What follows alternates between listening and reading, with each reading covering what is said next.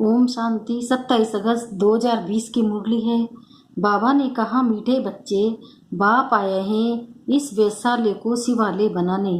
तुम्हारा कर्तव्य है वेश्याओं को भी ईश्वरीय संदेश दे, उनका भी कल्याण करना। प्रश्न है, कौन से बच्चे अपना बहुत बड़ा नुकसान करते हैं? उत्तर, जो किसी भी कारण से मुरली पढ़ाई मिस करते वो अपना बहुत बड़ा नुकसान करते हैं।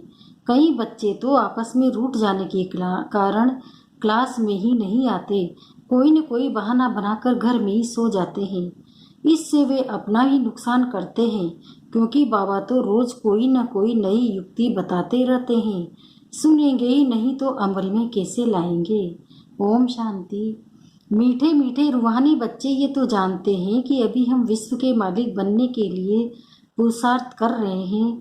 बल माया भी भुला देती है, कोई कोई को तो सारा दिन भुला देती है, कभी याद ही नहीं करते। जो खुशी भी हो हमको भगवान पढ़ाते हैं, ये भी भूल जाते हैं। भूल जाने के कारण कोई सर्विस नहीं कर सकते। रात को बाबा ने समझाया है, अधम ते अधम जो वेश्याएं हैं उनकी सर्विस करनी चाहिए। वेश्याओं के लिए तुम ऐलान करो कि तुम बाप की इस ज्ञान को धारण करने से स्वर्ग की विश्व की महारानी बन सकती हो, साहूकार लोग नहीं बन सकते। जो जानते हैं पढ़े लिखे हैं वो प्रबंध करेंगे।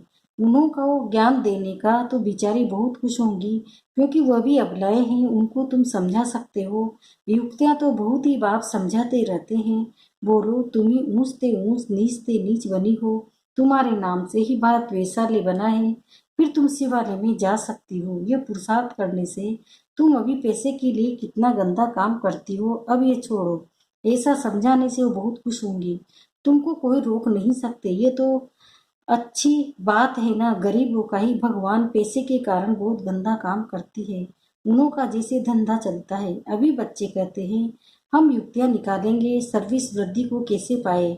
कोई बच्चे कोई न कोई बात में रूठ भी पड़ते हैं, पढ़ाई भी छोड़ देते हैं। ये नहीं समझते हैं कि हम नहीं पढ़ेंगे तो अपना ही नुकसान करेंगे। रूठ कर बैठ जाते हैं, फलानी ने ये कहा, ऐसे कहा, इसलिए आते नहीं। हफ्ते में एक बार मुश्किल आते हैं। बाबा तो मुरलियों में कभी क्या राय देते रहते हैं। मुरली सुनना तो चाहिए ना। क्लास में जब आएंगे तो सुनेंगे। ऐसे बहुत है, कारणे अकारणे बहाना बनाए सो जाएंगे। अच्छा, आज नहीं आते हैं, अरे बाबा ऐसी अच्छी अच्छी पॉइंट सुनाते हैं। सर्विस करेंगे तो ऊंच पद भी पाएंगे। ये तो है पढ़ाई। बनारस हिंदू यूनिवर्सिटी आदि में शास्त्र बहुत पढ़ते हैं।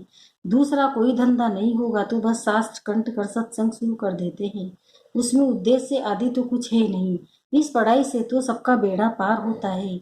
तो तुम बच्चों को ऐसे ऐसे अधम की सर्विस करनी है। साहूकार लोग जब देखेंगे यहाँ ऐसे ऐसे आते हैं तो उनके आने की दिल नहीं होगी। दे अभिमान है ना, उनको लज्जा आएगी। अच्छा, तो उनका एक अलग स्कूल खोल दो। वह पढ़ाई तो है पाई पैसे की, शरीर निर्वाह अर्थ यह तो है 21 जन्म के लिए। कितनों का कल्याण हो जाएगा।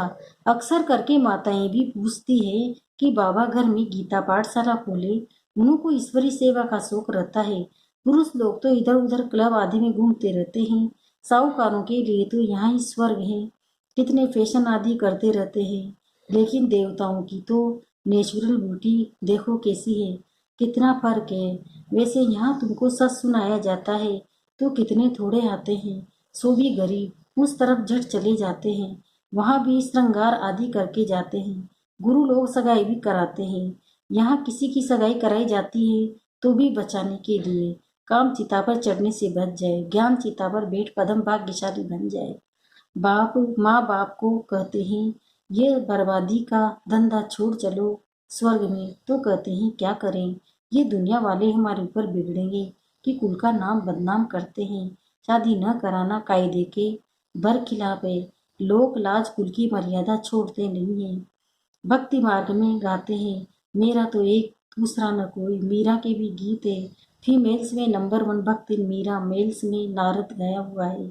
नारद की भी कहानी है ना। तुमको कोई नया आदमी कहे मैं लक्ष्मी को वर सकता हूँ तो बोलो अपने को देखो, लायक हो, पवित्र सर्वगुण संपन्न हो। ये तो विकारी पतित दुनिया है। बाप आए हैं उनसे निकाल पावन बनाने। पावन बनो तब तो लक्ष्मी को वरने की लाइन बन सकेंगे। यहाँ बाबा के पास आते हैं, प्रतिज्ञा करते, फिर घर में जाकर विकार में गिरते। ऐसे ऐसे समाचार आते हैं। बाबा कहते हैं ऐसे ऐसे को जो ब्राह्मणी ले आती है उनके ऊपर भी असर पड़ जाता है। इंद्र सभा की कहानी भी है ना, तो ले आने वाले पर भी दंड पड़ जाता है। बाबा ब्राह्मणी को हमेशा कहते हैं कच्चे कच्चे को मत ले आओ, साव तुम्हारी अवस्था भी गिर पड़ेगी क्योंकि बेकायदे ले आए। वास्तव में ब्राह्मणी बनना है बहुत सहज, 10-15 दिन में बन सकती है। बाबा किसी को भी समझाने की बहुत सहज युक्ति बताते हैं। तुम भारतवासी आदि सनातन देवी देवता धर्म के थे, स्वर्गवासी थे, अब नरकवासी हो, फिर स्वर्गवासी बनना है तो विकार छोड़ो, सिर्फ बाप को याद करो तो विकर्म विनाश हो जाए। कितना सहज है, परंतु कोई बिल्कुल समझते नहीं है। खुद ही नहीं समझते तो औरों को क्या समझाएंगे। वानप्रस्थ अवस्था में भी मोह की रट जाती रहती है। आजकल वानप्रस्थ अवस्था में इतने नहीं जाते, तमो प्रधान है न, यहाँ ही फंसे रहते हैं। आगे वानप्रस्थियों के बड़े बड़े आश्रम थे, आजकल इतने नहीं हैं। 80-90 वर्ष के हो जाते तो भी घर को नहीं छोड़ते, समझाते ही नहीं कि वाणी से परे जाना है।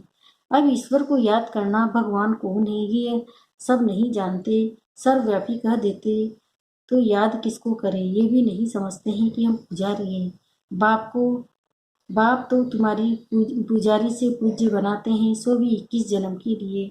इसके लिए पुरुषार्थ तो करना पड़ेगा।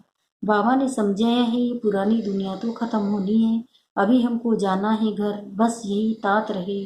वहाँ क्रिमिनल बात होती ही नहीं। बाप आकर उस पवित्र दुनिया के लिए तैयारी कराते हैं। सर्विसेबल लाडले बच्चों को तो नैनों पर बिठाकर ले जाते हैं। तो अधमों का उद्धार करने के लिए बहादुरी चाहिए। उस गवर्नमेंट में तो बड़े बड़े झुंड होते हैं, टिप टॉप हो जाते हैं पढ़े लिखे। यहाँ तो कई गरीब साधारण हैं, उनका बाप बेट इतना ऊंच बढ़ाते हैं। चलन भी बड़ी रॉयल चाहिए, भगवान पढ़ाते हैं। उस पढ़ाई में कोई बड़ा इम्तिहान पास करते हैं तो कितना टिप टॉप हो जाते हैं। यहाँ तो बाप गरीब निवाज है, गरीब ही कुछ न कुछ भेज देते हैं। 1-2 रुपयों का भी मनी ऑर्डर भेज देते हैं। बाप कहते हैं तुम तो मान भाग्यशाली हो, रिटर्न में बहुत मिल जाता है। ये भी कोई कोई नई बात नहीं है, साक्षी वो ड्रामा देखते। बाप कहते हैं बच्चे अच्छी रीति पढ़ो, ये ईश्वरीय यज्ञ है, जो चाहे सो लो, लेकिन यहाँ लगे तो वहाँ कम हो जाएगा। स्वर्ग में तो सब कुछ मिलना ही है। बाप को तो सर्विस में बड़े फुर्त बनने चाहिए। सुदेश जैसी, मोहिनी जैसी, जिनको सर्विस का उमंग हो, तुम्हारा नाम बहुत बाला हो जाएगा, फिर तुमको बहुत मान देंगे।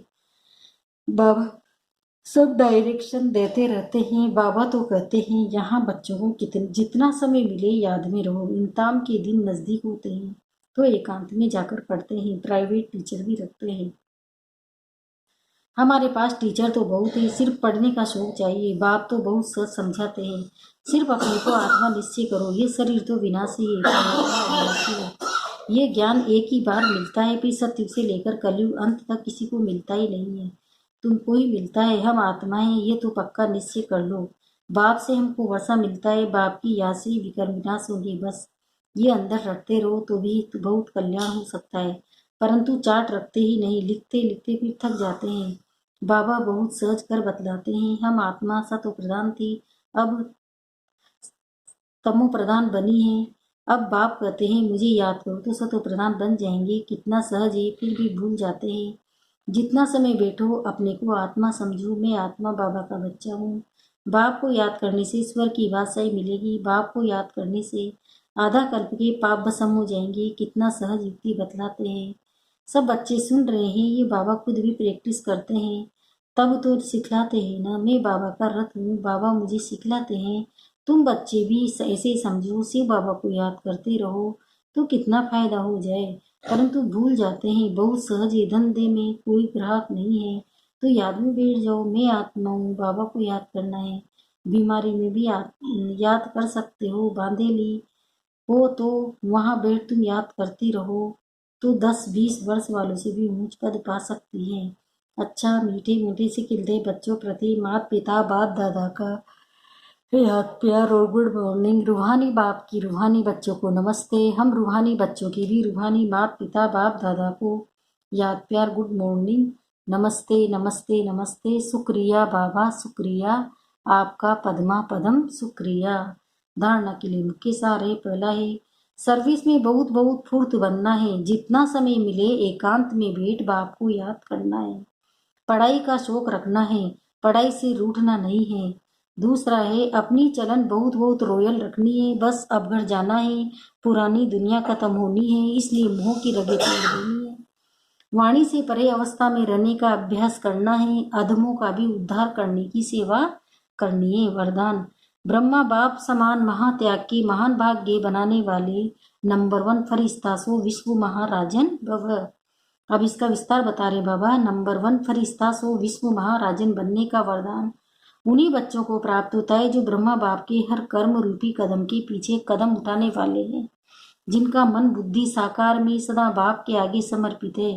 जैसे ब्रह्मा बाप ने इसी महात्याग के महान भाग्य प्राप्त किया, अर्थात नंबर 1 संपूर्ण फरिश्ता और नंबर 1 विश्व महाराजन बने, ऐसे फालोफादर करने वाले बच्चे भी महान त्यागी व सर्वस्व त्यागी होंगे। संस्कार रूप से भी विकारों के वंश का त्याग करेंगे। स्लोगन है, अभी सब आधार टूटने हैं, इसलिए एक बाप को अपना आधार बनाओ। ओम शांति।